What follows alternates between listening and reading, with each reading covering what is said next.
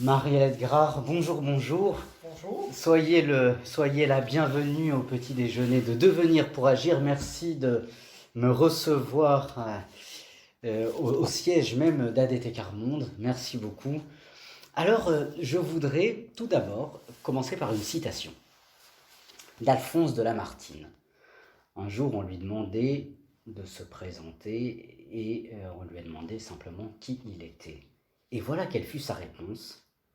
Je suis concitoyen de toute âme qui pense, la vérité, c'est mon pays. Marie-Hélène Grard, et vous, qui êtes-vous? Ma phrase sera beaucoup moins belle et élégante que celle d'Alphonse de Lamartine, auquel je n'oserais prétendre pouvoir. Alors, qui suis-je? Je suis présidente d'ATD Carmonde, Agir tous pour la dignité Carmonde. Ça veut simplement dire que mon parcours, depuis plus de 38 ans, est au cœur de ce mouvement ATD Carmonde, avec les personnes très pauvres, avec les citoyens qui s'engagent contre la grande pauvreté dans notre pays et ailleurs dans le monde. Voilà. D'accord. Et quelles sont les grandes lignes de votre carrière professionnelle? Parce que vous êtes passé par pas mal de... Oh, je suis photographe. J'ai toujours été passionnée de photographie et je reste passionnée de photographie. Donc j'ai exercé pendant un certain nombre d'années et puis les aléas de la vie ont fait que j'ai dû arrêter d'exercer, mais j'ai aussi pu et su sans doute rebondir sur ces aléas pour donner davantage de temps à ATD Carmonde. Depuis déjà au moins 25 ans, je suis bénévole à temps plein à ATD Carmonde. Ah, Voilà. vous avez de belles années passées avec ADT Carmonde qui va se poursuivre, bien entendu. Alors, ADT Carmonde lutte contre la misère et la pauvreté.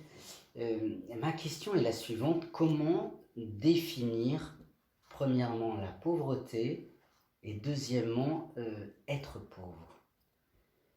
Alors vous savez, il y a une très belle définition qui a été votée par le Conseil économique et social à l'époque, il s'appelait comme cela, maintenant il s'appelle Conseil économique, social et environnemental, troisième assemblée de notre République, qui a été votée en février 1987 pour dire ce qu'est la pauvreté et ce qu'est la grande pauvreté, et en particulier ce qu'est la grande pauvreté.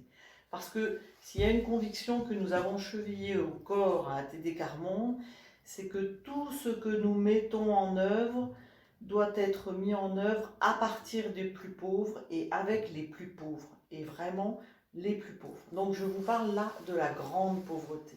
Et la grande pauvreté, au-delà des considérations financières qui sont à prendre en compte, mais au-delà de ça, vous ne tombez pas du jour au lendemain dans la grande pauvreté. La grande pauvreté, c'est un cumul de précarité.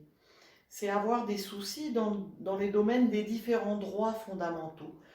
Le logement, l'emploi, l'éducation, la santé, la culture.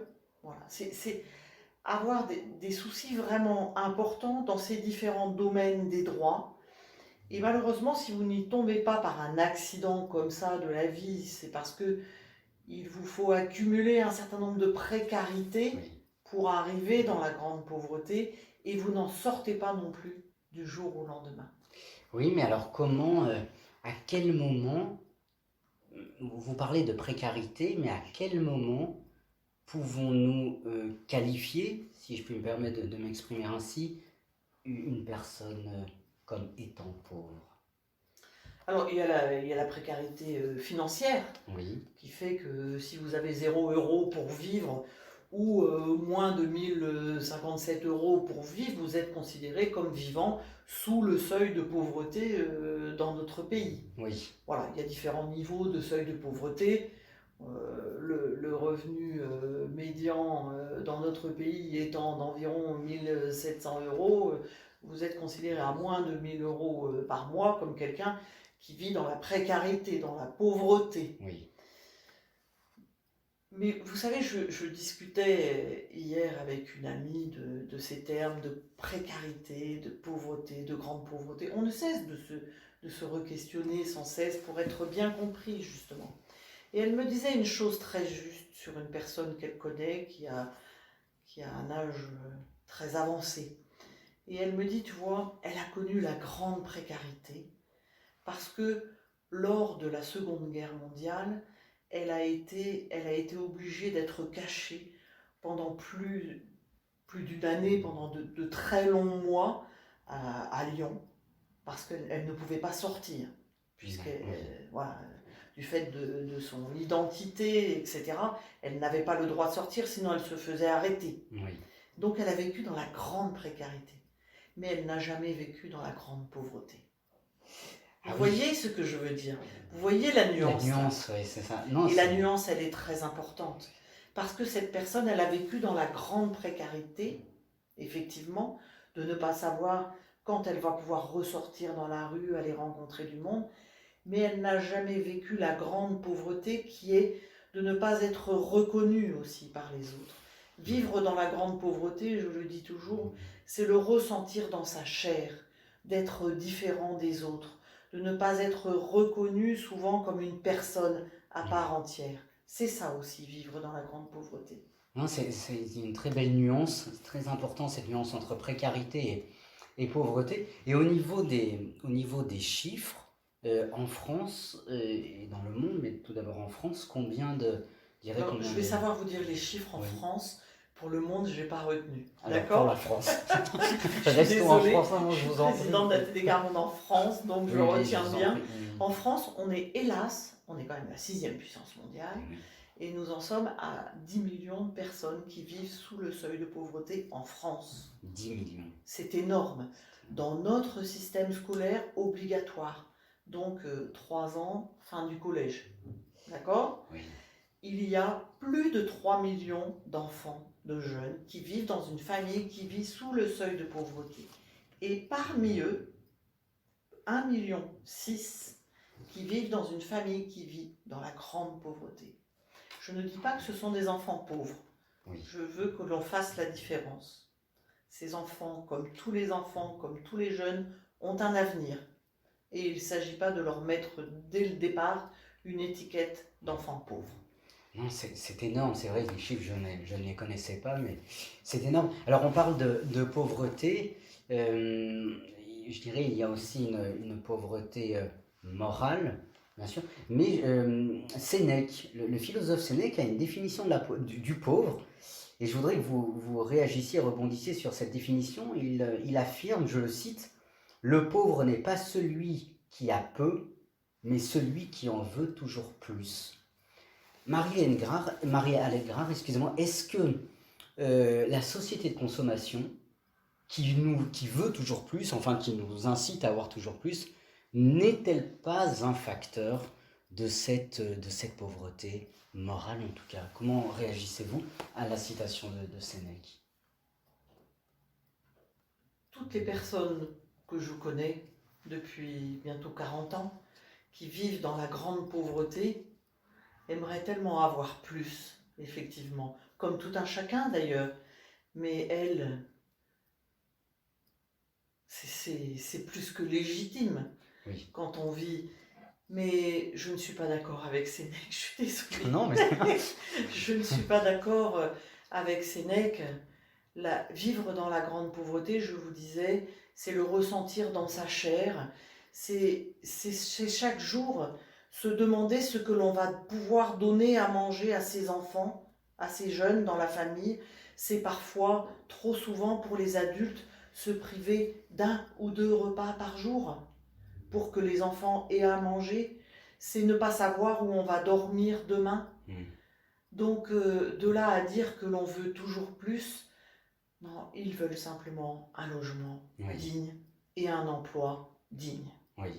Et alors, et finalement, ceux qui, je dirais, comment les appelez-vous, finalement, je dirais, les autres personnes qui se plaignent alors qu'ils ont tout, comment, alors on ne peut pas dire que ce sont des pauvres, c'est pas la grande pauvreté, parce que voilà, ils ont un logement, mais comment qualifiez-vous ces personnes qui ben, ils font que de se plaindre. On entend souvent des personnes se plaindre, il fait trop chaud, il fait trop froid.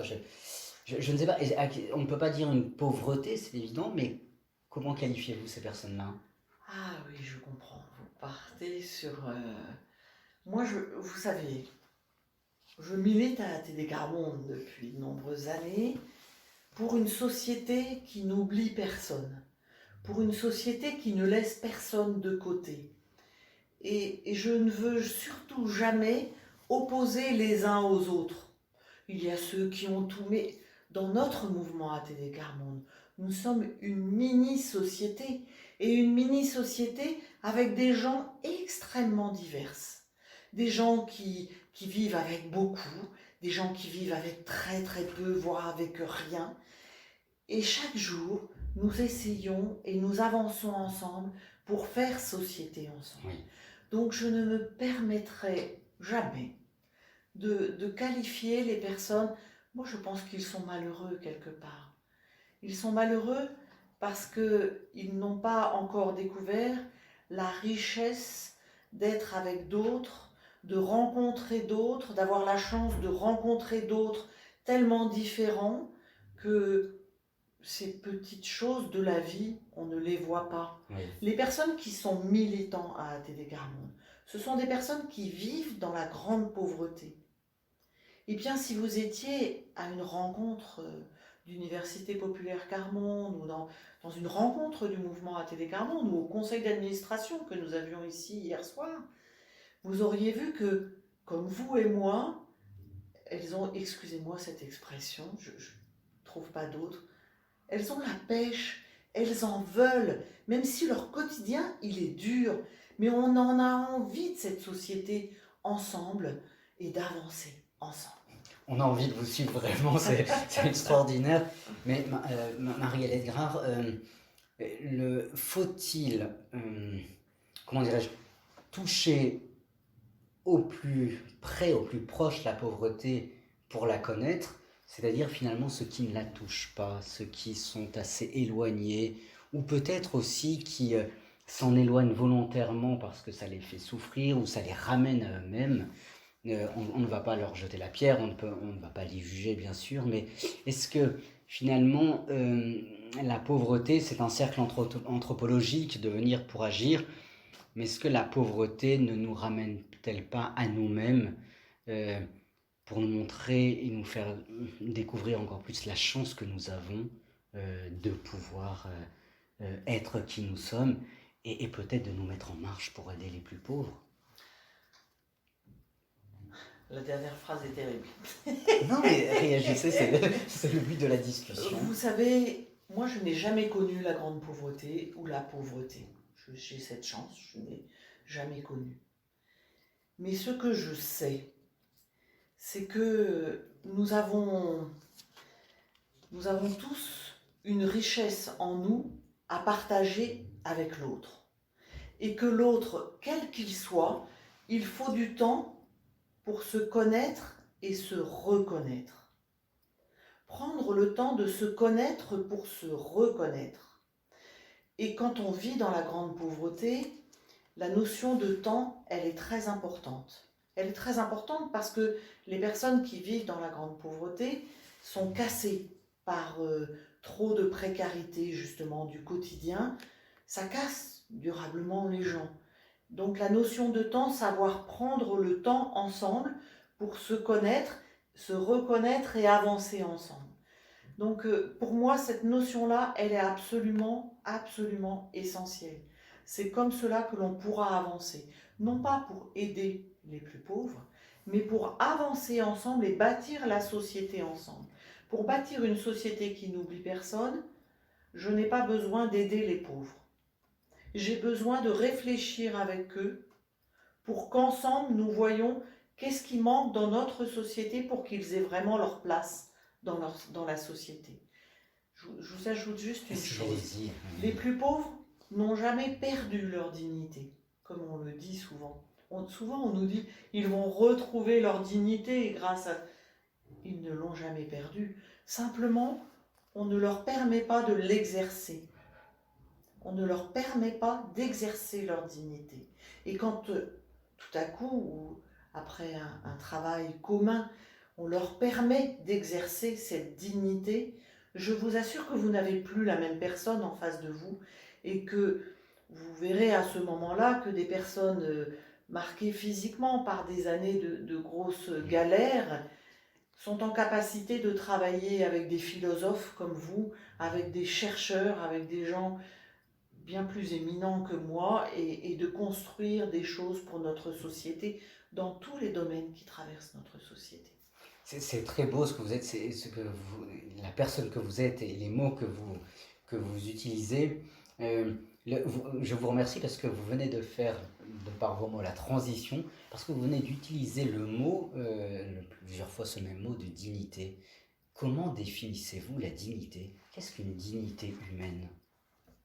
Vous savez, ce que j'ai appris dans ce mouvement de Geneviève de Gaulle-Antonios, qui a été présidente de ce mouvement, de Paul Bouchy, qui a été président de son mouvement. Et Paul nous a beaucoup appris à lutter pour l'égale dignité de tous.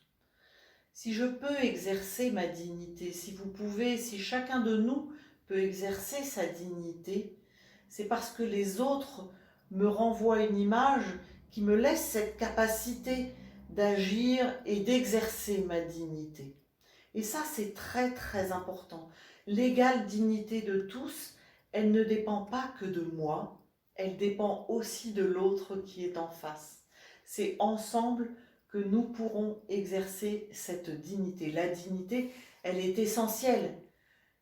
Les personnes qui vivent dans la grande pauvreté, dans la très grande pauvreté, n'ont pas cette possibilité d'exercer leur dignité parce qu'on les enfonce trop, parce que personne ne les reconnaît comme un être humain à part entière, comme quelqu'un capable d'exercer sa place dans la société. Et donc, il n'y a pas de... On ne peut pas, on ne peut pas opposer, et je crois qu'il se complète à la fois la dignité et l'amour, parce que vous dites la connaissance, la reconnaissance de l'autre ne peut se faire que dans Ils se l'amour et complètent. par l'amour. Ils se Ils complètent. se complètent complètement. Ah oui, complètement. La Complètement. dignité et l'amour, pour moi, se complètent. Comment Ouais. définissez-vous l'amour? Parce que j'ai une citation de Michel Camposéo qui dit un véritable pauvre n'est pas celui qui est privé de biens matériels, mais celui qui est privé d'amour. Non. C'est terrible d'être privé d'amour. Oui, C'est terrible d'être privé de l'amour de ses enfants, par exemple. Vous imaginez? Vous avez des enfants, vous êtes obligé de vivre à la rue puisque vous n'avez pas de logement. Vous vous retrouvez dans une situation totalement infernale à vivre à la rue avec vos enfants. Et au bout d'un moment, immanquablement, on va vous prendre vos enfants pour les placer dans une institution ou dans une autre famille, pour les mettre à l'abri, comme on dit. oui. Comme si on ne pouvait pas trouver un logement pour ces parents qui sont dehors avec leurs enfants, à l'ensemble. On va dire qu'ils sont deux parents et deux enfants. Et bien, tous les quatre, leur trouver simplement un logement, non, on va priver de l'amour de leurs parents et réciproquement de l'amour. C'est terrible. C'est terrible. Et ça arrive encore beaucoup, beaucoup trop souvent dans notre pays. C'est terrible parce que vous nous faites vraiment toucher du doigt cette très grande pauvreté en France. Mais alors, quel est je dirais, le facteur ou le fondement de cette pauvreté? Comment essayer de remédier? Vous savez, à force de parler comme ça avec les uns et les autres et de prendre le temps de réfléchir avec les personnes très pauvres régulièrement, je crois qu'il faut s'en imprégner vraiment de leurs pensées pour arriver à avancer à une société ensemble. Je crois vraiment que dans notre société, nous, les personnes qui prennent les décisions pour les plus pauvres, les gouvernants, mais pas que. C'est pas que des gouvernants qui prennent des décisions pour les plus pauvres, ce sont aussi des responsables de droite et de gauche pour les plus pauvres. Tant que ces décisions seront pensées pour les plus pauvres par des personnes qui n'ont jamais pris le temps de vraiment comprendre que faire société ensemble et que chacun a sa part dans la société, je crois que nous n'avancerons pas. Il ne s'agit pas de faire la charité à des personnes. Il s'agit de vivre à égale dignité. Nous ne sommes pas dans la charité, nous sommes à égale dignité. Et que pour que chacun puisse vraiment exercer sa dignité, il faut reconnaître l'autre capable. Et pas se dire, l'autre, allez, on va déjà lui donner un petit boulot et puis après il va nous montrer s'il peut s'en sortir. Est-ce que le logement que je lui propose, j'y logerai moi-même? Est-ce que j'y logerai mon enfant, mon ami? Est-ce que ce logement qui est totalement indigne, j'y mettrai quelqu'un que j'aime, que j'apprécie? Eh bien, pour toute personne de notre société, nous devrions nous poser cette question. De même, la place d'une personne, excusez-moi, je poursuis une allez-y. La place d'une personne dans une entreprise, elle est très importante, quelle que soit la taille de l'entreprise. La place d'une personne dans une entreprise est d'être reconnue par ses collègues, par l'ensemble de ses collègues et d'avoir une vraie place. Pas forcément de progresser et d'aller au plus haut, etc. D'être reconnu par les autres pour tenir dans cette entreprise. Il y a des boulots qui sont très durs. Comment tenir quand personne ne vous reconnaît? C'est très beau, je vous écouterai des heures parce que c'est très beau, vous avez un amour de l'humain qui est magnifique. Je rappelle à nos téléspectateurs que vous êtes aussi membre du conseil scientifique Covid-19. Ma question est la suivante, est-ce que voilà, le fait de faire partie de ce conseil scientifique, vous représentez les associations, ça a été encore plus difficile, vous avez encore plus touché la pauvreté pendant cette période de pandémie. Est-ce que c'est une nouvelle, finalement, ça a été, non pas une nouvelle, si une nouvelle approche de cette pauvreté? Je ne sais pas si ça a été une nouvelle approche, ça a été un moment, et qu'il ne faut pas oublier, où un certain nombre de personnes dans notre société ont pris conscience qu'il y avait beaucoup de personnes qui vivent dans une grande fragilité. Oui, la fragilité, oui. Dans une très grande fragilité du quotidien.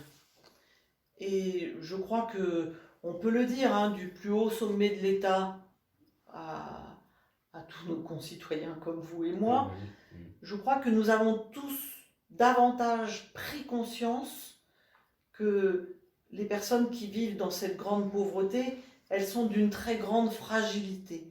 Et je veux juste souligner que la conscience, elle a été prise en compte par notre gouvernement, on va dire, au début de cette crise. Ça fait un moment qu'ils ont été oubliés dans cette crise. Ça a été pris en compte au début. C'est le constat que vous faites. Ah oui, mais alors ça fait un moment que je ne suis plus entendue du tout. Et Je dis je ne suis plus parce que comme vous dites, je représente les associations au conseil scientifique. Nous continuons dans nos rapports de faire des préconisations pour les personnes les plus défavorisées, etc. Jamais je n'ai été interrogé par un membre du gouvernement ou par des journalistes pour savoir pourquoi nous avions fait ces propositions et comment nous souhaitions les développer ou choses comme ça. Ça ne retient l'attention de personne. Et à votre avis, pourquoi? Est-ce que parce que vous savez, l'économie, ça compte dans notre pays. Oui. Et que l'économie a repris le dessus sur tout le reste. Oui. Je voudrais en parler des heures avec vous de cela, mais je vois malheureusement que l'heure avance. Je voudrais, dans ADT Quart Monde, vous avez aussi vous mettez un point d'orgue sur ce que vous appelez la culture. Comment définissez-vous la culture et pourquoi est-elle aussi importante pour venir en aide aux plus pauvres? Alors je vous reprends, nous ne venons pas en aide aux plus pauvres. Nous bâtissons ensemble la société. Nous ne venons pas en aide aux plus pauvres. Nous avons des personnes qui habitent auprès des plus pauvres, qui sont des volontaires permanents de notre mouvement, qui habitent auprès des plus pauvres dans des quartiers un peu partout en France. Et nous avons des citoyens comme vous et moi qui ont cette attention aux personnes les plus pauvres pour faire des choses ensemble, pour bâtir cette société ensemble. Et la culture fait partie de cela. Vous savez, c'est Geneviève de Gaulle qui un jour a dit à des journalistes, elle était, et je la comprends maintenant que j'ai cette responsabilité, il y a des moments où on s'agace. Mais c'était très juste son agacement. Elle a dit un jour à des journalistes, c'est aux chiens que l'on donne à manger. Aux humains, on leur donne à manger la culture. Ça voulait tout dire. C'est très Ça beau veut tout comme... dire. ça veut- C'est très rude. C'est très rude, mais rien n'est jamais trop beau pour les plus pauvres, a toujours dit Joseph Rezinski, notre fondateur. Oui. Rien n'est jamais trop beau pour les plus pauvres. Et lorsque nous faisons des actions culturelles dans les quartiers, ou que nous montons des actions culturelles avec d'autres associations, avec des services culturels de certaines villes, avec des troupes de théâtre, ou que nous faisons un atelier chant avec des chanteurs professionnels, des personnes qui vivent dans la grande pauvreté, des personnes comme vous et moi, rien n'est jamais trop beau pour les plus pauvres. Et nous ne faisons rien au rabais dans ce domaine-là en particulier. C'est très important. Faire une bibliothèque de rue, aller chaque semaine avec des livres dans le même lieu, toutes les semaines avec des caisses de livres et une couverture pour lire des livres aux enfants et aux jeunes de ce quartier, c'est avec des livres neufs, de beaux livres, parce que la culture, c'est du beau et nous voulons partager du beau. Voilà, je vous écouterai les heures, Mariette Grapp. C'est très beau parce que ce que vous dites, en fait, et je vous remercie de m'avoir repris parce que vous... Je m'excuse, hein, Mais non, c'est vous avez très raison. important. Mais vous avez raison parce que c'est une belle discussion profonde et vraie et authentique et je vous en remercie. Je retiens sur ce que vous dites, bâtir ensemble. Et donc, dans le bâtir ensemble, nous avons il y a l'idée de la responsabilité. Nous sommes toutes et tous responsables à tout niveau de la société que nous sommes. La responsabilité, dans le mot responsabilité, il y a le mot de réponse. Finalement, quelle est la réponse? Je dirais que l'on attend tous des uns des autres dans ce bâtir ensemble. La réponse, alors je dirais...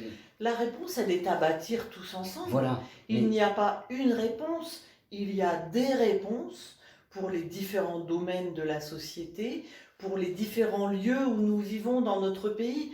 La réponse, elle ne sera pas la même à Montreuil, là où nous sommes, ou dans le Jura, ou dans la Creuse, ou en Midi-Pyrénées, vous comprenez bien. La réponse, elle est très différente suivant les territoires, mais elle est à bâtir avec les personnes, avec toutes les personnes qui habitent ce territoire. Les réponses, elles ne peuvent se bâtir qu'avec toutes les personnes qui habitent un territoire. Et donc, et alors comment, je dirais, sensibiliser toutes ces personnes? Vous savez, nous menons actuellement avec d'autres partenaires une expérimentation qui est un peu connue maintenant, qui s'appelle Territoire zéro chômeur de longue durée, qui est d'expérimenter sur un territoire bien défini, d'éradiquer le chômage de longue durée, c'est-à-dire de proposer aux personnes qui sont au chômage depuis plus d'un an de réfléchir avec elles à quel emploi elles pourraient prétendre, d'avoir ensuite un emploi à temps choisi, en CDI, au SMIC. Et cette expérimentation, elle ne peut se mettre en route et elle ne pourra perdurer que si tous les acteurs du territoire se mettent ensemble. Mais dans tous les acteurs, il y a en tout premier toutes les personnes qui sont au chômage depuis plus d'un an. Parce que pour rebâtir ces liens sur un territoire, il ne faut absolument oublier personne. Ça, c'est essentiel. C'est essentiel, oui. Essentiel. Mais alors, dans le fait de n'oublier personne, d'être responsable toutes et tous à notre niveau, il n'y a pas de responsabilité sans action. Je vois votre agir tous pour la dignité. Dans le mot agir, il y a un mot de dynamisme, de Bien partir sûr, ensemble. bien sûr. Et ma question est la suivante, il n'y a pas d'action sans engagement.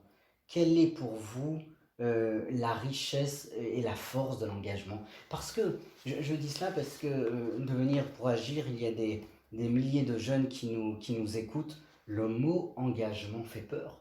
Actuellement, le mot engagement fait peur parce qu'ils se disent, voilà, on va manquer de liberté, etc. Comment pouvez-vous... L'engagement, c'est une question très personnelle.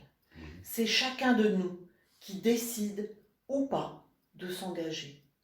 C'est vraiment de la responsabilité de chacun, de chacune d'entre nous, de se dire je vais m'engager, je vais m'engager pour cette cause, je vais m'engager à fond dans mon travail, je vais m'engager à fond dans ma famille, je vais m'engager pour une cause, pour quelqu'un, pour quelque chose, pour un but qui vraiment me tient à cœur.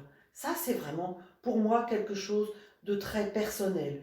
Et c'est souvent dans un chemin de vie, enfin moi qui ai 60 ans, j'ai un peu plus de recul sur un certain nombre de choses. Et je crois que je peux dire que l'engagement, parfois, très souvent, il vient d'une rencontre, il vient d'une écoute, d'avoir eu un moment particulier avec une personne, ou pas particulier avec cette personne, mais d'avoir entendu. Pourquoi moi je suis engagée à ATD Carmonde? Parce que lorsque j'avais 16 ans, j'ai entendu des volontaires permanents d'ATD Carmonde qui lâchaient leur métier, ingénieurs, éducateurs, pour devenir volontaire permanent à TD Garmonde, c'est-à-dire vivre auprès des plus pauvres. Ça m'a questionné. J'ai lu, j'ai essayé de comprendre, et voilà.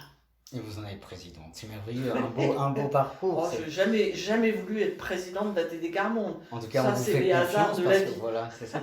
Mais alors, je trouve que la définition que vous donnez est très belle et finalement fait écho à celle de Stéphane Hessel qui définit l'engagement de la Que manière j'ai connu. suivante. Merveilleux, ben, vous voyez.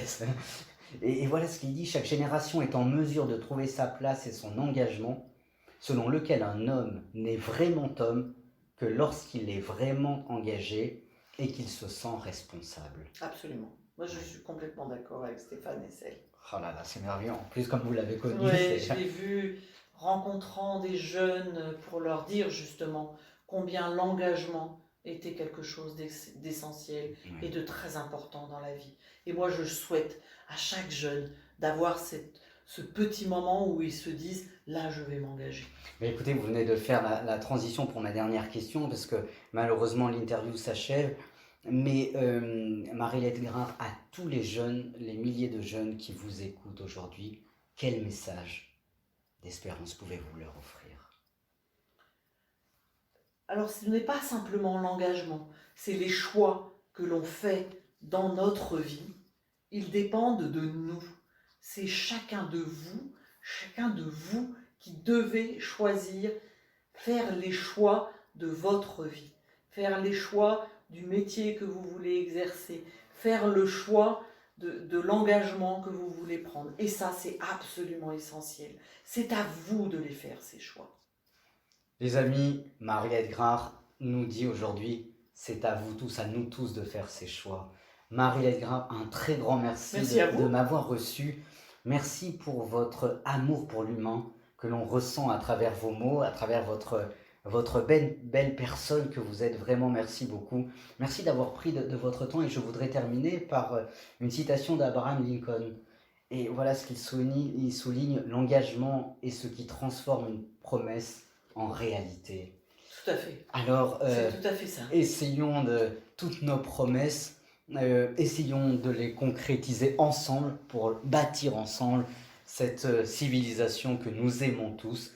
Et les amis, je vous invite au nom de Marie-Laette Grard de vous engager et de venir soutenir. Pouvez-vous simplement nous dire comment nous pouvons soutenir ATD Carmonde? Alors, vous venez sur le site ATD, ATD-Carmonde dans le même mot, donc QUARTMONDE.fr. Et ben voilà. À bientôt. Engageons-nous, à bientôt. Un très grand merci. Merci à vous.